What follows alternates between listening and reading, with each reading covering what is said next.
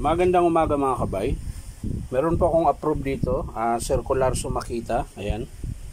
So ang papalitan natin mga kabay, ito field coil.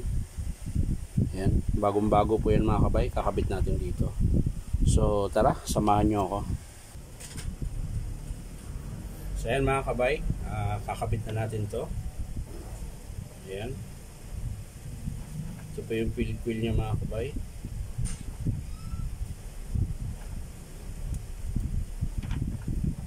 Ayan, tapos lalagay natin dito sa housing nya mga kabay. Ayan.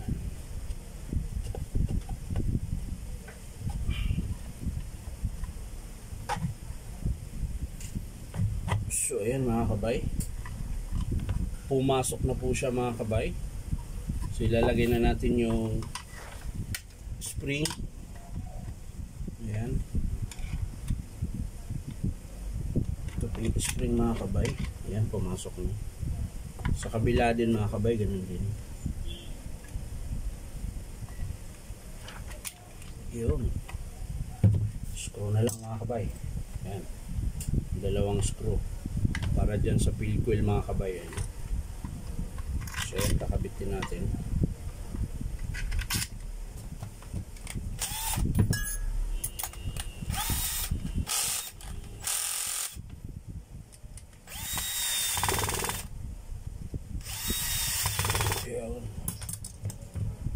At para siguradong mahigpit, manual natin.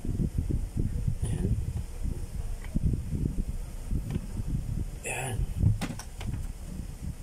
So yan mga kabay, ayos na. So kakabit natin yung baffle nya. Ayan.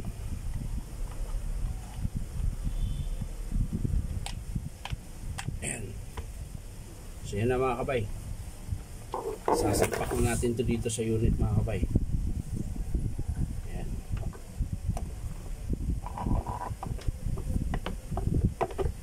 Ayan.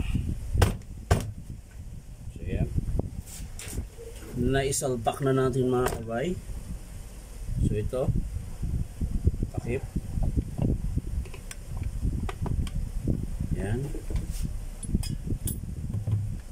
Tapos syempre yung screw, yung naman talagang lock na gumagana. Ayan, gumagana mga kabay. So yan, iipitan na natin.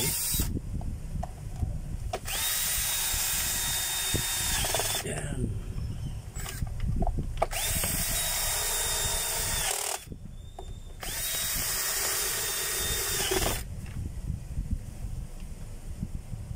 So yan mga kabay, nakabit ko na po. So kakabit na natin yung carbon mga kabay. Ito po yung carbon nya, kakabit na natin.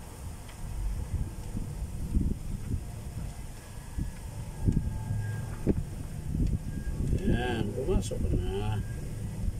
Huwag ka na mag-i-inactive Brad. Ayaw pa yata. Yun, pumasok din.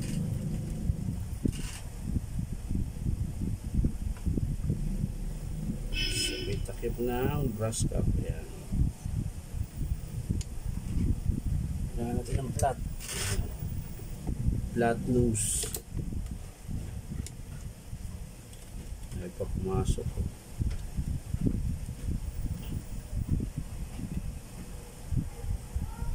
Ay pa pumasok.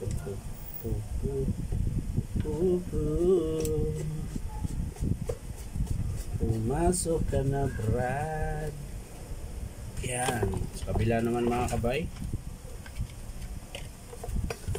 Yan, yung kabila.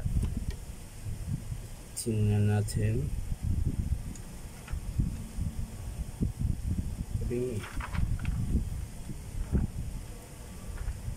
So ayan mga kabay, naipasok ko na po ang dalawang carbon brush. Ayan.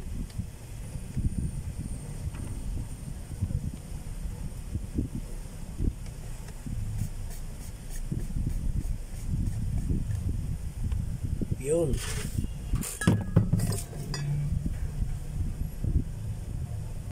So ayan na mga kabay, bali nakabit ko na. So titesting na natin mga kabay.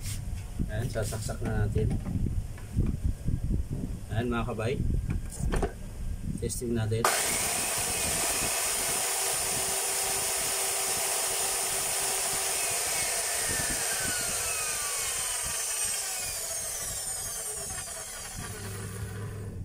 So ayan mga kabay, okay na po yung unit. Bali ang pinalitan natin dito mga kabay, field coil lang. So 3 unit to mga kabay, nandun pa yung 2. So sunod-sunurin na natin to mga kabay.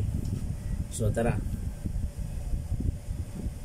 So ayan mga kabay, dito na nagtatapos ang aking repair sa Makita na circular saw. Ayan. Wala naman pong palag, okay. So yan lang po mga kabay, maraming salamat sa panonood at palike and share na rin po. At syempre, pakipollow nyo rin po ako sa pakisubscribe na rin po ang aking YouTube account na Inom Tabay. So yan lang po mga kabay, maraming salamat. Bye bye.